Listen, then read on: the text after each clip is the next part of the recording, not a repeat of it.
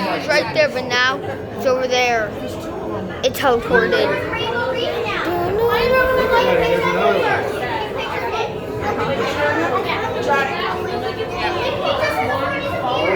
Rainbow Reef. This is Rainbow Reef. So I just breathe. This exhibit's too busy for me. I like to watch the sharks. Grounded band bamboo shark. The grounded banded bamboo shark is just one of the species who breathe on site. The Sierra Cluster Aquarium in the USA, this infective of sea life. Guys, if you don't know what this word is,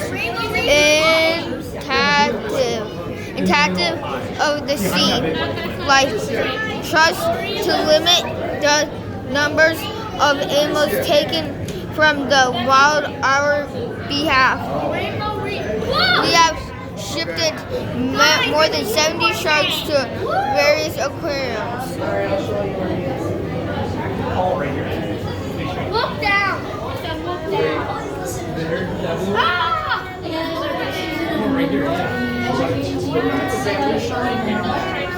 Look, ladies. Lady, look at. I'm going to discuss the animals that live in this tank. First, let me just describe this tank. You guys are standing in our 500,000 gallon tank. It is 13 feet deep, and the temperature in here is probably between 76 and 78 degrees. You guys have a picture perfect view of this exhibit, and that's because this water is filtered once every 90 minutes. So you guys are never going to see murky water in this tank, even when it's feeding time. Now we have a variety of animals in here, but one thing that's notable is our largest animals in the aquarium live here. And we'll start talking about them, but let's start talking about the sharks first, because this is the Shark Talk.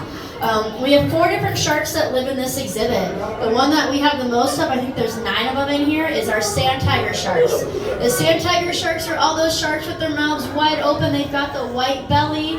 People are usually terrified of them because they look like great whites.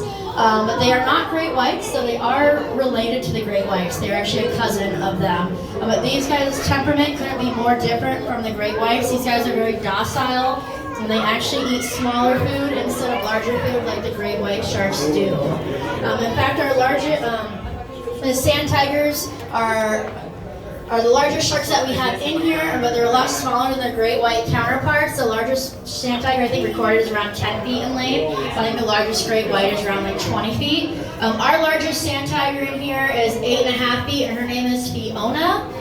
She's swimming around here somewhere. If I see her as I'm doing this talk, I'll point her out. This actually might be her right here, if I'm going to be honest with you.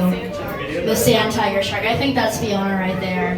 You can see her mouths are wide open. They actually can't close their mouth because of that way their teeth are curved. Now, the next shark we have in here is the sandbar shark. There's one right over there. That's the fastest shark we have in the aquarium. They can top in at speeds of 40 miles per hour. I believe we have 2 or 3 sandbar sharks in this exhibit. They're also known as brown sharks. They do have a brown tint to them. Yeah, that's gotta be. That sure looks like Fiona from here. And then we also have white tip sharks in here. They're not going to be swimming around right now because those guys are nocturnal, which means they are asleep during the day and they're active at night. Those guys typically hang out in the other shark cove tunnel. And then we do have one wobbegong shark, also known as a carpet shark. That one's really hard to find because it flies into the bottom really well. The lighting in this tank makes it almost look like they're invisible. The wobbegong does like to hang out in the other part of Shark Cove, though. He's usually on the left side of the glass before you hit that break. Yep, there you go. Now, let's talk about questions that I get about sharks. So one question you guys probably all have, and I'm wondering about is, why aren't the sharks eating the fish that live in this exhibit? You guys can see there are a lot of fish in here. We have yellowtail fish in here, we have tuna fish in here, we got jackfish. The jacks are swimming in the school right now. We have grouper fish in here, and our sharks have zero interest in those animals. The reason being is how we feed them. Now, we feed our sharks 3 times a week, and we target feed them, which means we actually put their food on a pole and we send it down into the water. They're actually fed right behind me. Before we attach food to that pole, we do a little call so we can like click the pole. And it lets the sharks know, hey guys, it's dinner time, come on over. The sharks will swim over here, and then we'll do a certain click for one shark, and then we'll attach like a mackerel fish or a herring, bonita, or squid, and the shark will come to the pole, will eat the fish, and then turn around, and then another shark will come and grab their food. Each shark will do that until they all have 5 fish. We do that feed right here every Monday, Wednesday, Friday around the same exact time. So the sharks are trained to come to this exact spot. So that's one reason why they have no interest in these fish in this tank. Another reason is we actually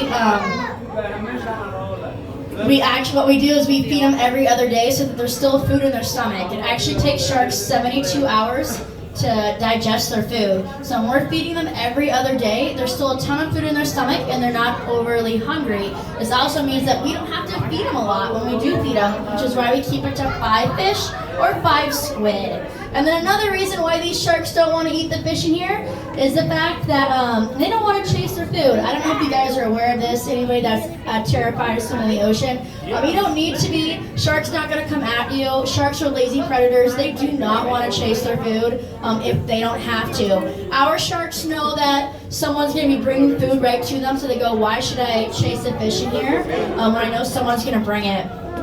For the kids, I always like to tell them, if anybody's ever seen Finding Nemo here, it's actually my favorite 21st century Disney film. There's that character named Bruce, who is a great white shark, and he had that saying that when fish are friends, not food. Yeah, we've taught our sharks in here that the fish in here are their friends and they're not their food, so they have no interest. It's actually kind of one of those things that's hard to believe, but when we do feed the fish in here, and they'll get smaller squid and they'll get minnows, silver sides, capelin, and such. The sharks might swim around and see what those fish are eating, but they won't actually eat their food. I know that seems really, really hard to believe, but it is the truth. Now, I want to move on to some of the other animals that we have in here. We have some notable animals. We've got the stingrays right here. I've got one right over me. We have 2 different stingrays in here that are safe from our sharks. We've got the southern and we have the honeycomb stingray. We don't have to worry about the sharks going after these because the breeds of sharks we have no interest in stingrays. Stingray's big predator is actually the or hammerhead shark, I should say. And maybe a tiger shark too, since those guys are known as the garbage cans of the ocean. They'll eat anything. And then we also have in here turtles. I should make note of these guys. They're some of our most popular animals. We have 2 of them. The one right next to me is Emilio. Emilio is a loggerhead sea turtle. He's about 28 years old and he's 350 pounds. He is in his favorite napping spot. It looks like he's stuck, but he's not. Turtles, to make themselves feel safe, they like to squeeze themselves into tight spots. So he'll nap here for a little bit, then he'll get up, he'll do his thing, and then he'll go back right to this area. He's almost always napping, about 90% of the time. This is his chosen napping spot. Emilio is an injured sea turtle, which is why he lives here in Sea Life. He's like our favorite fish, Nemo.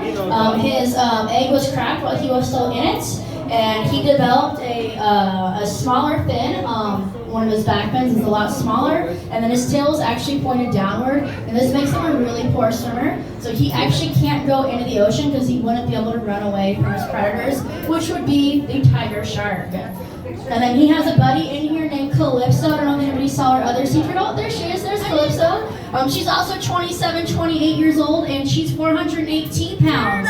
And she's about 5.5 feet in length. She is a big girl.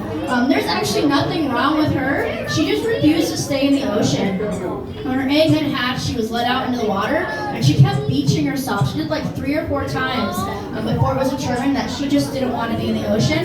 So she has lived here the past probably like 20 or so years, however long there's been an aquarium here in Mall of America.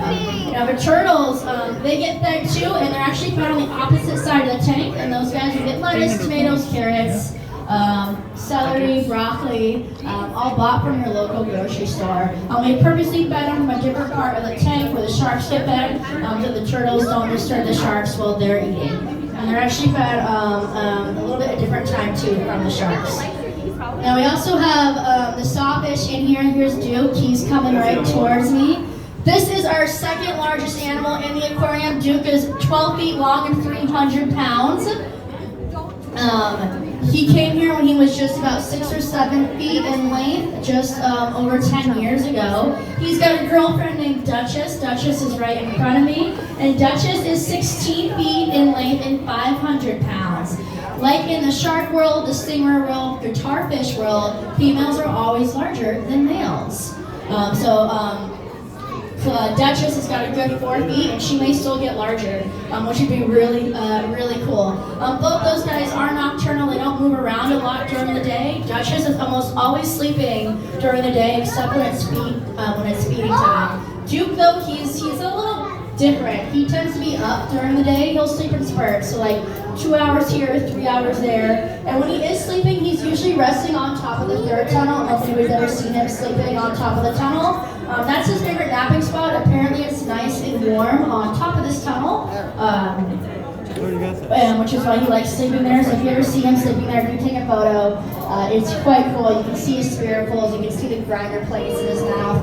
Sawfish don't have teeth, they've got grinder plates. You can see all that, and it's absolutely incredible. And on the rare occasion, he will sleep next to Duchess, who's moving right now. You guys can see all 16 feet of Duchess. Those guys too are target fed, and they're fed over here. We actually have like a 15 or 16 foot pole that we bring down into this tank, and they'll eat the same food as the sharks. So whether it's herring, mackerel, bonita, on occasion squid, these guys may even get crabs or lobsters too, just kind of depending what's on the menu for them.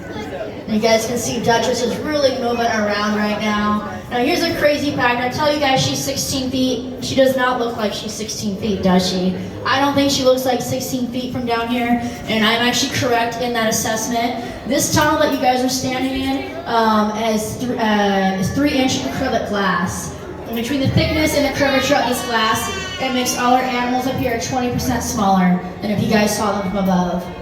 They do really look smaller. I know that sounds absolutely insane, but it is the absolute truth. If you guys do want to have the chance to see what these guys look like from above the tank, do a behind-the-scenes tour. We have one at the top of every hour, and we have one at every half hour. I'm actually a tour guide today. I'll be doing the 2 o'clock behind-the-scenes tour, and there's also a 1:30 behind-the-scenes tour. Now, before I leave you guys, I do want to send a message to you guys. We do ask you guys to help us protect the sharks and all the sea animals, but specifically the sharks. Scientists have predicted in about 10 years there'll be no more sharks left in the ocean. And that is because people are actually killing sharks for their fins, and they're making shark fin soup. So many sharks are getting killed that scientists predict about 11,000 are killed every single hour. And we don't want to lose these sharks. If we lose these sharks in the ocean, it destroys the ecosystem of the ocean. And you could say goodbye to eating seafood. If anybody here likes shrimp or lobster, mackerel, anything like that, you may not be able to get that food anymore. So we do ask you guys, if you're traveling specifically to island nations like the Bahamas, Costa Rica, Puerto Rico, or you're going to Japan, Hong Kong, China, and you see shark fin soup on the menu, please don't eat it. If you eat that food, you're contributing to that industry, and you're helping to kill the sharks. We actually ask you guys, if you see that on a menu in any restaurant, don't even eat in that restaurant, because we don't want to lose these sharks. People seem to don't care about them dying out because they're these mean animals, but they're really not mean. They're actually pretty friendly. They're just very misunderstood. And then lastly, we ask you guys, especially now that we've got winter coming around, to make sure that you're picking up after yourself when you're outside. All that litter that's out here in Minnesota eventually does make its way out into the ocean, and the animals will eat that, and it'll end up dying from that. We also ask you guys to try not to use plastic, use reusable bags, use reusable straws, reusable silverware, and such. Now, I'll hang out here for another few minutes if you guys have any questions, because I'd really like to answer them. Thank you. Thanks, guys.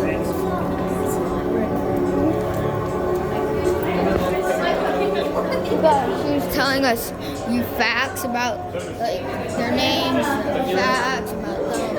So yeah. This looks like brain coral. I think it is. That's brain coral.